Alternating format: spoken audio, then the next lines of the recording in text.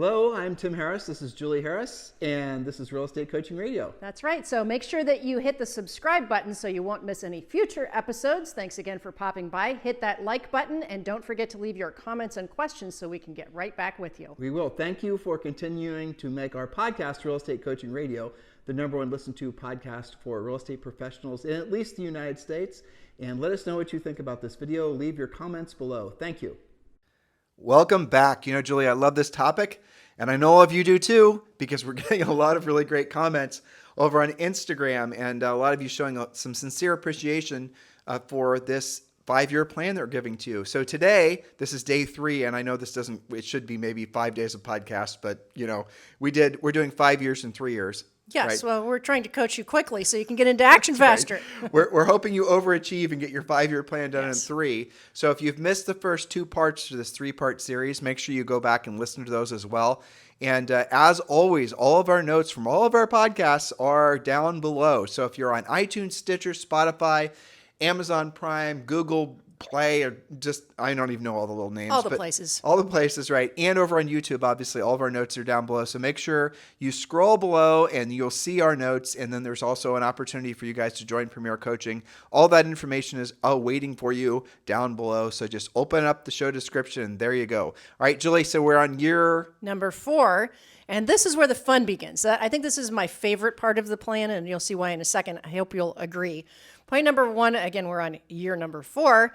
Now you're seeing the accumulation effect of your investing, your saving, and your hard work, assuming you did all of the things in the previous years, of course. Expand your knowledge about what to do with your profit. Remember, you are rich when your money is working for you and you're no longer working for it. So let's give them a practical example of that. So you and I, when we first started selling real estate, it was into our maybe 2nd or 3rd year we started buying rental properties. Mm-hmm. And some of those rental properties, and this, remember, Julie and I have been married for longer than most of you have been alive. We've been married for 32 years.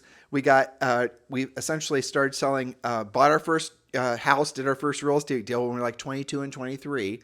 And then thereafter, we started buying investment properties. So that's how long we've been in this business. And I'm not going to tell you our age. I'm 53, Julie's 52. But I'm not going to tell you Julie's age because she doesn't want me to. Edit. Well, so anyway, what I'm not going to share with you is the accumulation effect, a living, breathing personal example. We bought rental properties. Some of them were 50 grand, 75 grand, some of them are 85 grand. And now they're all pretty much 300 and something grand. Yes. And why? Why am I sharing that with you? Am I bragging? No. Am I trying to make you feel jealous? No. What I'm trying to explain to you, especially with all the back information, is everything you want in life that's really mostly, the big rocks, for example, the financial things, it's going to take a hell of a lot longer than you think. And you're going to have to be patient. And now, when Julie and I bought those rental properties, most of them were barely cash flowing. Sometimes they need roofs and, we'd always question ourselves and, oh my gosh, these things are a pain in the butt. But over time, inflation, you guys might want to call it appreciation, but it's truly inflation, started to be our friend. And over the last 5 years, Julie, how much has the average home in the United States increased in value? About 57%. Yeah. So if you've owned a rental property or a single family in the last 5 years, chances are it's gone up by 57%. Which, by the way, is unusual. A lot of ours took, 10 or 15 years to go up that much. Yeah, our rental properties, because we were in Columbus, Ohio. And because the market wasn't hot like they've experienced. No. Well, there are a whole bunch of other things too. Yeah. But really, what we're trying to explain to them, hopefully they understand, is that the most important things in life always take longer to accomplish than maybe what you think, or maybe what you've been led to believe, or maybe what you've been marketed to believe, overnight success, do this and all this will happen, those types of things. So you guys, if you want to know what our founding, like where Julie and I go when we're trying to stay level-headed about our expectations for things, we will consume content from Warren Buffett or Charlie Munger. I have their books. Julie and I listen to them when we go on walks because the overriding message from both of those gentlemen is it takes a long damn time of being laborious and being focused and doing what you don't want to do and you don't want to do at the highest level. But the accumulation effect, if you put $1,000 and let's say this is your third year or fourth year. This is the beginning of the 4th year. Okay. So let's say now you're able to invest $100,000. If you put that in the S&P 500, and let's say you're 30 years old, that money is on average going to double in value. Maybe every 7 years, maybe every 6 years, depends on what the stock market's doing. So let's say it doubles in value every 7 years. This is the, what Warren Buffett, these guys said the seventh greatest wonders of the world is, compounding interest. That's going to double every single year. Now, when you're into this part of the plan, you should be buying rental properties because rental properties have 3 great benefits: depreciation, appreciation, and cash flow. So you can rental properties will pay for themselves in multiple different ways. But over time, that rental property is going to be paid for and is going to be worth potentially hundreds of thousands, if not in some cases millions of dollars. At the same time, you're going to be investing to securities, S&P 500. Julie and I are huge advocates of Vanguard index funds, those types of things that don't cost a lot of money to maintain and have proven track records. When you do these things simultaneously, when you build some cash savings and you do the other things that we teach you guys how to do in our coaching program, over time, you will essentially have become a millionaire, if not a multimillionaire, a decamillionaire on up, depending on, frankly, the investments that you've purchased. And most important, that you've kept producing income. So that's one of the key tenets. When you get into this point of the plan, don't stop working. Don't stop earning money from your primary business. Your goal is, for as long as you can, is to have these passive investments produce their passive net income and then buy more things that produce more passive net income from those investments. Compounding. Exactly. And then obviously continue to earn money from selling real estate. Don't get to a point where you stop selling real estate, because real estate is your ATM machine. And with that money, then you can obviously buy more investments. But eventually your investments are going to produce enough passive income that they then themselves can produce more investments. Well, so a whole lot in what you just said there. I think, and correct me if I'm wrong, but I think what you're trying to get across to them, our dear listeners, is several things. One is, because everything that is predictable, duplicatable, and compounding naturally takes longer than you think, or naturally takes longer than you would certainly want, or that we would want for you. And because of that, you have to get started earlier and be more consistent, no matter what your age is. Get cracking and stay at it. Because this is not just a do this and wait and put it on the easy button. You have to lather, rinse, repeat. The other thing I heard you say is that when you get juiced up and excited about all of these investments and different strategies, you can't just lead with that and ignore what got you there in the first place.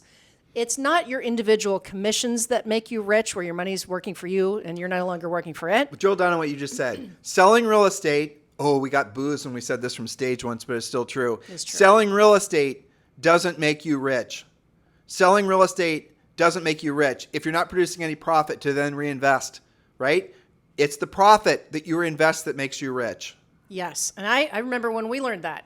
It was shocking. It was like at the end of the year, this is one of our big lessons. It's not just the individual commissions. It's not going from deal to deal. You've got to get away from just being transactional. It's what you do with it. Okay, speaking of which, that brings us to our next point. But, Julie, it is, since we're vamping a bit, it is worth mentioning that when you say investments, in all reality, there aren't that many things that will suggest that you invest in. It's going to be the things you know the best, which are rental properties, maybe in your own market, maybe not.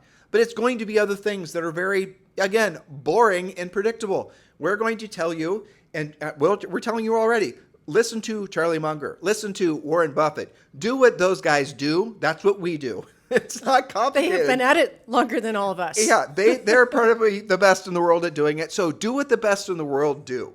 I mean, words to live by right there, right? There you go. Point 1.5. All right, point number 2. You can think as big as you wish now regarding your goal setting. Update your real estate treasure map and think even bigger this year.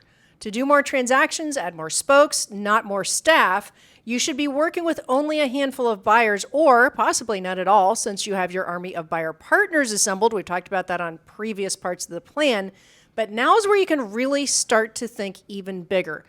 Don't wait before you do a new real estate treasure map. Some of you guys need to be reminded to do that, and you've gotten so good at achieving your goals. You've got to replace those goals with bigger goals and think out of the box. All right, point number 3. Let's draw a line under a couple points. You said this. Number 1, there is no day in your life where you're not going to want to be productive and doing something like with your time. You might have a few days where you're going to sit on the beach, But if you're listening to this podcast and you've been part of Julie and I's orbit, you're probably one of the people like us who will always want to do something that's making a contribution to other people's lives in some capacity. It could be volunteering at this or volunteering at that.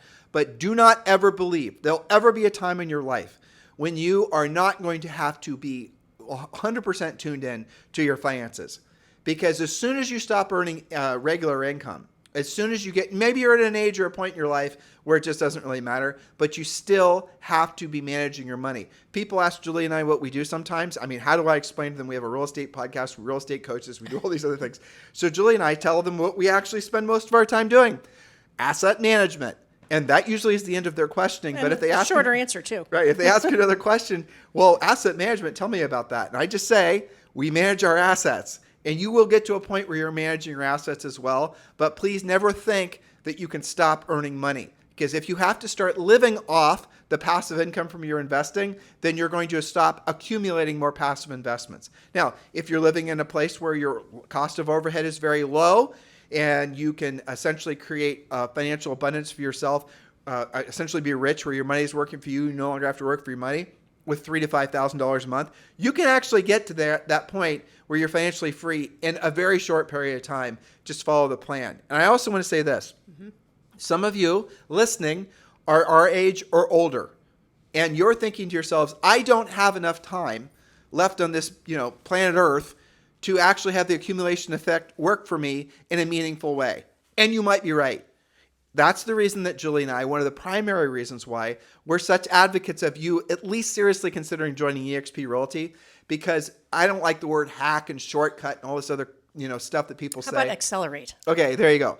The greatest wealth accelerator that I've ever seen, and Julie and I's almost 30-year career working together, has been the revenue share from eXp Realty. Because if you take that seriously, you can produce the amount of money you need to earn passively from that you would otherwise had to have purchased a lot of rental properties. You can do that in, a matter of easily 5 years. And depending on what your number is, right? I'm not making any income promises, but the truth is if when you drill down and learn more about it, if you're willing to have the light go off in your head, it will go off in your head.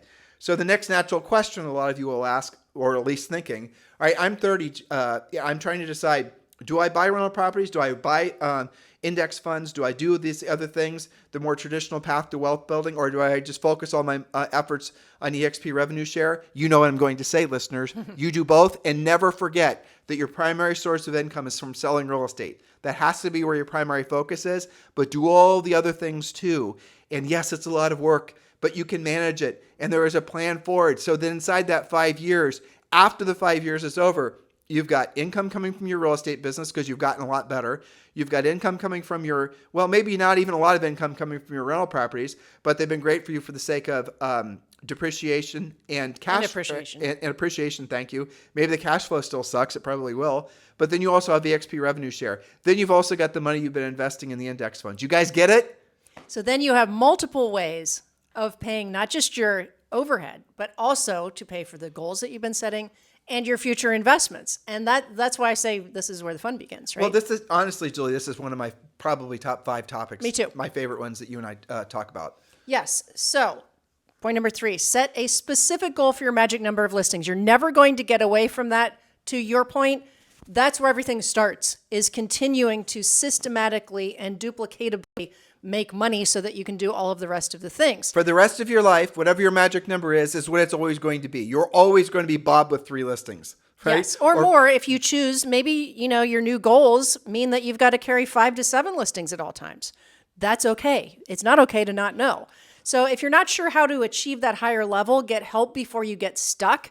Get involved in Premier Coaching, get involved in Elite Coaching so that we can not just get you to do your new treasure map, but show you how to achieve the things that you've set forth as your goals, especially when you're upgrading your goals. For some reason, I'm feeling a pull to talk more to the older people listening because I've coached them for so long. That. Yeah. Well, so here's the thing. You can, no matter how old you are, accumulate, have, whatever you want in life and have the experiences that maybe some of you are slowly or quickly writing off that you'll never experience before. Some of the most famous people, most successful people did not start until they were basically in their 50s. My favorite example is Enzo Ferrari. Yes. Enzo Ferrari, are you ready for this, listeners? Didn't start Ferrari as the greatest brand in the world until he was basically 50. Right? There's a great movie about Enzo Ferrari that Michael Mann has directed. Make sure you watch that.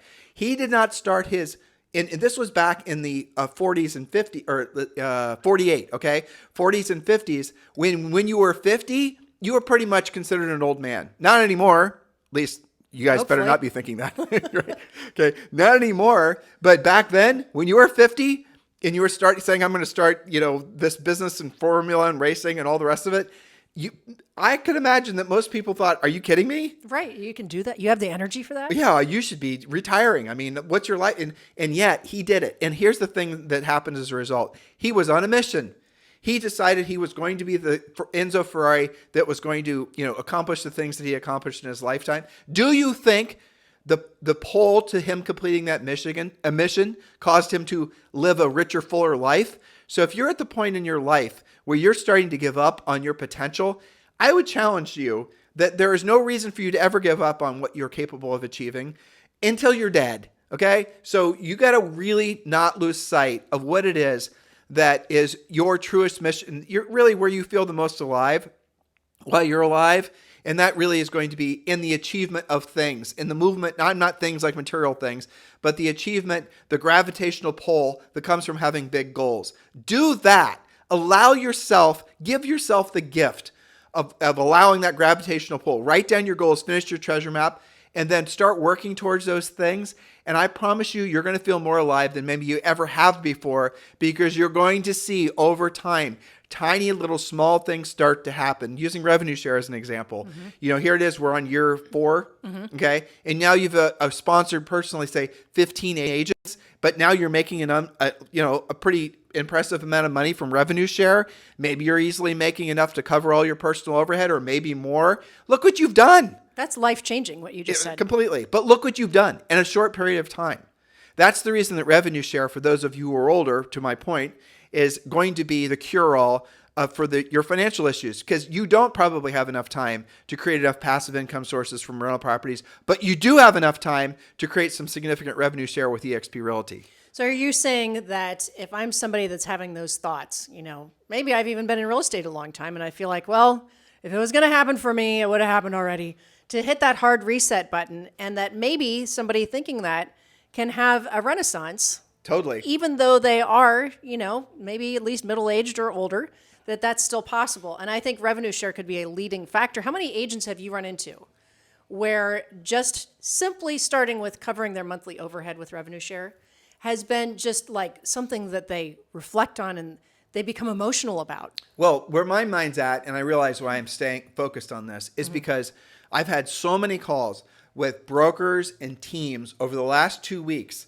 that, and I feel when I'm talking to them, because I operate almost completely intuitively and obviously with conscious competence at this point when it comes to coaching, and I feel, not just hear, their sense of defeat.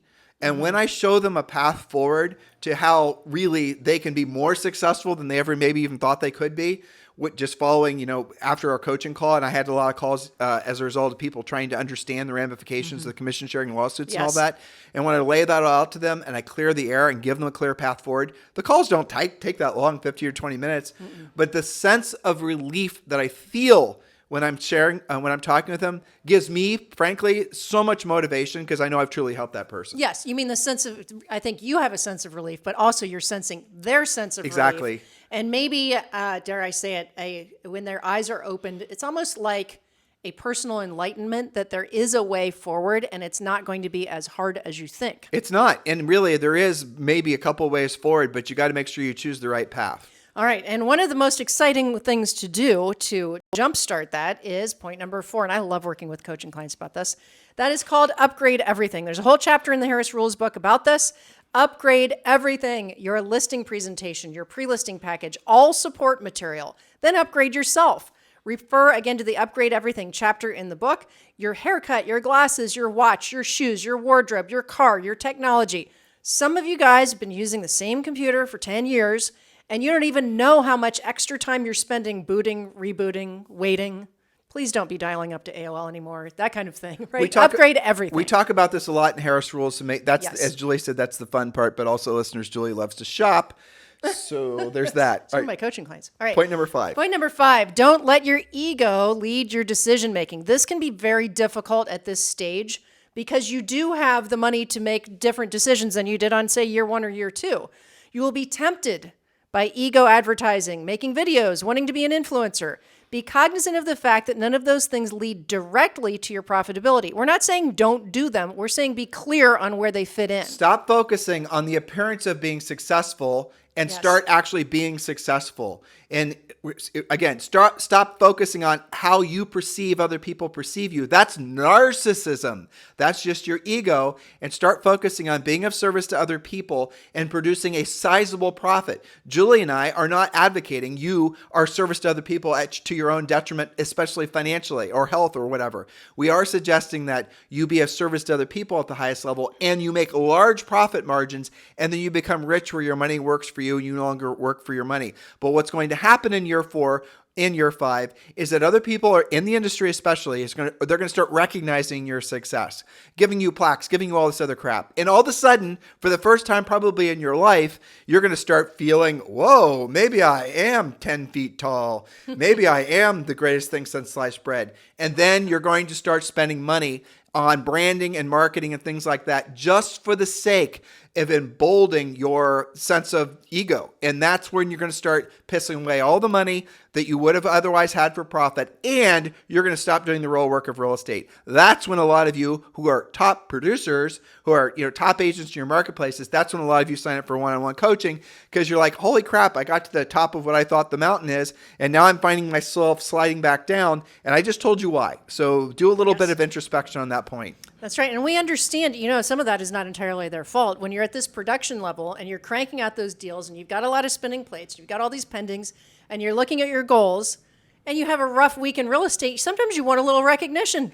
Yeah. And if you have to give that to yourself by cutting a TikTok video, well, sometimes you feel good for 30 seconds. Well, but that's the whole point of having a coach. A coach isn't always going to grind you about, That's a good point.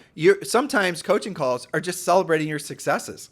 Which is what the coach knows that you need at the time, because guess what? All of our coaches actually have walked in your shoes and are walking in your shoes, and they know that it can be really hard, especially in a transitioning market. For sure. Okay, so back to point number 5, don't let your ego lead your decision-making. That's what got us on that tangent. So doing what you don't want to do when you don't want to do it at the highest level might be actually getting pretty boring because now you know how to do it, but you've built your skills up along the way. So how do you keep yourself interested? Work on becoming more and more efficient at your lead generation. How many people do you have to speak with to set your next listing appointment? Could you do it at will? If your coach says set a next listing appointment by tomorrow evening and tell me about it, can you do it? This is also in this year is when you start succumbing to a lot of luxury thinking. And I'll give you an example. You start working on your mindset. You start thinking that you need to essentially have some sort of, spiritual revival or just all these other things. And all those other things are just distractions that you can now afford. You can now afford to go to the Tony Robbins event and spend $25,000 to sit in the front and walk on whatever it is, right? You can afford it now, but what that's doing is it's taking you off your mission. Your mission is to sell real estate, make net profit, invest, because in the future, 10 years from now, 20 years from now, that version of yourself is going to love you for not having gotten off track and staying in the coal mine, doing what you didn't want to do when you didn't want to do it at the highest level. It gets more enjoyable. So at first, when you're starting to do the real work of real estate or of life, it does suck because it's called work. It's not called play. Work, generally speaking, sucks. But then what happens is after you become good at it, it becomes easy. Then you start getting really efficient at it. Then you start selling actually more houses and making a hell of a lot more profit. Then all of a sudden, you want to make those proactive lead generation calls because you can log into your dashboard of your financial, advisor platform. Maybe you're using Mint or something like that. And you can see that your the money that you invested 5 years ago, you put 50 grand in 5 years ago into, the S&P 500, and now it's worth 85 or 185. You can see that the eXp Realty stock that you're given because you hit Icon your second year is now doubled in value or whatever. You guys get it? This is what happens. But some of you are going to be pulled into the ego stuff, pulled into the mindset stuff. You have to stay the course. Do not get off track, because if you do, I have to build my team. Oh, I have to do all the rest of it. If you do, if you do not keep yourself on track, focused, you will lose what you accumulated faster than if it took you 5 years to get to the point where you're, let's say, a multimillionaire. And let's say you have enough money coming in that you no longer have to work for your money. Your money's now working for you. Congratulations. By all measures, you have made it. And then you stop doing what you were originally doing to get there. I'm now going to delegate the prospecting. I'm now going to have somebody else do my lead follow-up. You will lose everything that you had inside 12 to 18 months that it took you 5 years to accumulate. 100% of the time, that's what happens when we have to go into what Julie and I call Humpty Dumpty mode, where we have to put Humpty Dumpty back together again. That's when a lot of you guys sign up for elite coaching. Yes, I'm glad that you said that, because that is kind of the profile of a lot of people that sign up for one-on-one coaching. Yep. And maybe you're somebody who has been in Premier Coaching for a few years and you're feeling this and you need to do that upgrade. It is kind of putting Humpty Dumpty back together again. And, we try to do that very efficiently and dive into what's going on with you and put the pieces back together again and maybe hit the hard reset button. Our job at that level is to shave some time off of that, of you wondering what you should be doing next, and also to encourage you to get back in the saddle. I think you and I both, and some of our other coaches, have gone through where an agent like that, who has had previous success but has fallen into some of these pits of ego advertising or branding or all the things that can drive your, maybe you're still, doing a lot of deals, but you're just not ending with a lot of profitability.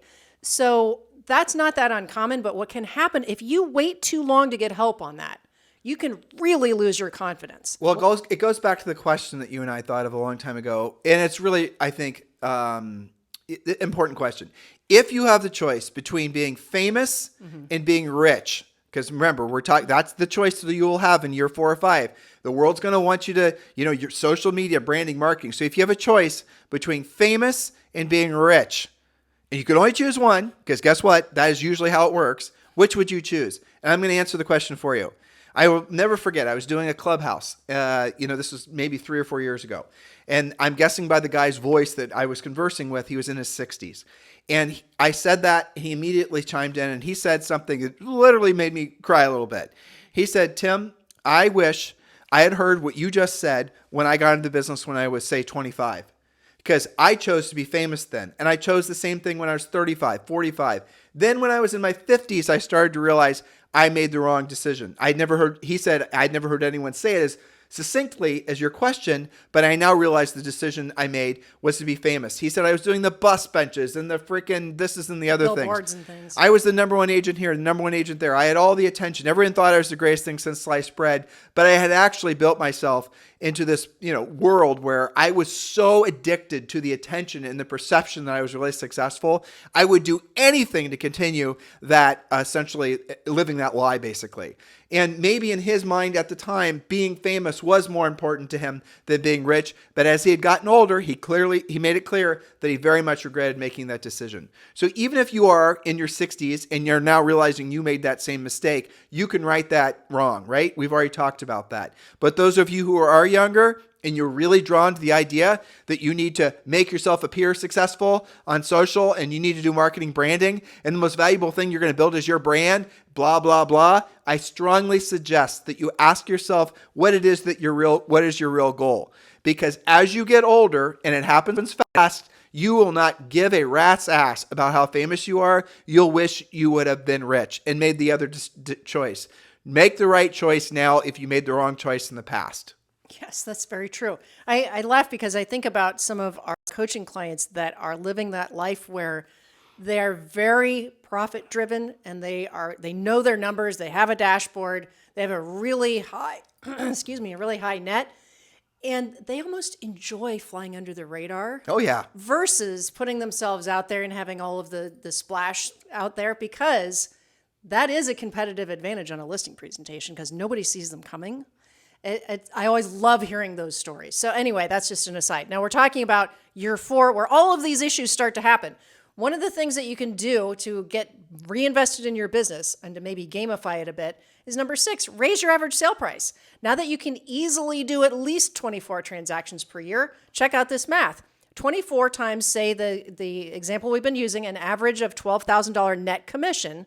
That's based on a $500,000 sale with 20% off the top. That's $288,000 on 24 transactions with an average net of 12 grand. Well, look what happens when you raise the average sale price, not to 4 or 5 million, but just to 750. With an average net commission of 18,000 on those same 24 deals, you're now going to make 432,000 versus 288,000. I remember when we had that epiphany when we were selling real estate. That was a great epiphany. Yeah, it was like a big duh. Serious aha moment. And the thing that was amazing is all the things that we had done and learned to sell between 100 and 200 houses per year with an average sale price of whatever the average was for the market. All of those skills, all of those scripts, all of those presentations translated perfectly to the upper end market. And immediately. And I'll say this as well. If you guys want to meet the best baddest ass agents in the world, they're not the upper end agents. Because the upper end agents mostly don't have very organized systems, don't know how to really compete. They get almost all their business from centers of influence and past clients. You go to a place like Columbus, Ohio. You meet somebody like Joe Jackson or Sue. What was Sue's last name? Sue Glitch. Or Sue Glitch or some of these other people. You go to a place where people have to sell lots of houses, have to have lots of conversations consistently. They have skill set that will turn the best high-end luxury agent on their heels. I promise you. The best, most thoroughbred agents are the ones that actually have to do what they don't want to do, and they don't want to do it at the highest level with 3 feet of snow on the ground. Well, it's kind of a blessing and a curse, right? Because those agents don't have the luxury of going from like a $50,000 commission check to, that's okay for this quarter. I'll just wait and, I'll luck into something next quarter. They don't have that luxury. They have to not take a lot of time to get ready to get started on a daily basis. Well, for example, when Julie and I moved from the normal market to the upper end market, when we were selling in Central Ohio, we went from the average sale price and we 5-6x'd it. That's what we did inside. How long would you say, because they're going to ask, how long, looking back, would you say that transition? And let's be clear too. We didn't dump up our old market. We added on to it. Yeah, but I'll tell you what we discovered. First of all, the upper end agents are terrible at lead follow up. God bless you if you're an upper end agent. Don't make these mistakes. But generally speaking, they're terrible with lead follow up. They're not very good at all with pre-qualifying. But they also take an inordinate. What's the word? Inordinate. Thank you. Amount of time off. They will. I remember. They're hard to find. They're playing too much damn golf. Yeah. But I remember when we were in New Albany, and it was August. And remember, Julie and I are poor kids, so we didn't know this. So those of you who know this, what I'm about to tell you already, you already know this, and you're like, "Duh, Tim, don't you do this?" All right. In August, what a lot of wealthy people do is they don't work. They go to Europe. And I remember we were taking listings because the other agents were in France. And Julie and I were taking listings and working. Not making this up, guys. Yeah. And so what you discover is if you get good at selling meat and potato price range houses and you go to those upper end markets, and this type of market is the perfect type of market to make a transition like that, because the sellers in a lot of these upper end markets aren't successful selling their homes with the local center of influence and past client agent that they've known from tennis forever. They've already listed with that one. They may have already listed with the other one. There's usually 1 and 2 dominant agents in any particular, especially luxury market. Both of them failed at selling the listing. You're going to roll in there and you're going to take the listing because you frankly are, running a real professional. Exactly. That's what we did. You can do the same exact thing. That's exciting. When you say, oh my gosh, this market creates new kings and queens in the real estate markets because of they're willing to do what they don't want to do and they don't want to do at the highest level. Do not be in any way intimidated by more expensive listings or more expensive sellers. They're just like you. They've just been at it longer. Or maybe, they've bought and sold more houses and so they've accumulated, more equity, or they've been successful dentists or whatever. They're going to love your hustle. They're going to love the fact that you take a professional approach. Just the very fact that you called them back personally will make it so that you stand out on their minds. I remember clearly listing homes where the seller would call us or message us or email us, and I personally would call them back right away. That in itself, even if we'd done nothing else right, would have got us the listing because the other agents, it was the weekend, so they're not working. Yeah, I mean, that's funny that you have that flashback, because I remember being on many appointments with you where the seller would be like, yeah, I thought I was going to list with so-and-so, but I left him a message 3.5 days ago, and gosh, I mean, I wonder if they're even still in the business because they haven't called me back. I mean, it's so easy, especially, we have podcasts called the 7-step listing process. When you actually operate as the professional that we trained you to be, it's actually easier than you think. Maybe not in the beginning where you're building your skills, but it's just pick up your phone, call people back, use good scripts. It's easy because you're following a system. It's easy because our Premier Coaching is a system. Yes. It tells you what to do. It tells you how to do it, what to say, how to say it. That's the reason it feels easier. And this is right. This goes back to our plan. Years 4 and 5, when you start developing the level of mastery of unconscious competence, where you just, whatever comes out of your mouth is pretty much spot on with what you should be thinking. And, you're actually arriving at being a true professional. Don't get bored, be grateful, and do more of it. That's the answer. So listen, guys, we're going to wrap on today's show, but we did not get to year 5. And yes, we're teasing you. We could do year 5 tomorrow. We could. You want to? Sure. All right, we're going to do year 5 tomorrow. We were going to make this a 3-day plan, but now we're going to make it a 4-day plan just to make things even more confusing. And because of our stories. Yeah, and our stories that we like to tell. And I know you guys like to hear them. You tell us. So we're going to do year 5 tomorrow. But our notes, including year 5 of our notes, are in the show description below. Scroll down, join Premier Coaching. It's the next natural step for all of you. I know you guys love this podcast. This is the #1 listened to daily podcast for real estate professionals in at least the United States. You will not believe the value you get with Premier Coaching. Scroll down, click the link, join. In the meantime, we will talk with you guys tomorrow, and we're going to talk with you about year 5 of your 5-year plan. Hello, thank you for having watched this video. Please remember to subscribe to our YouTube channel. That's right, and don't forget to hit that like button, leave your comments and questions below, and we will get right back with you. Thank you for watching this video, and remember to watch the next one. You're going to love that one.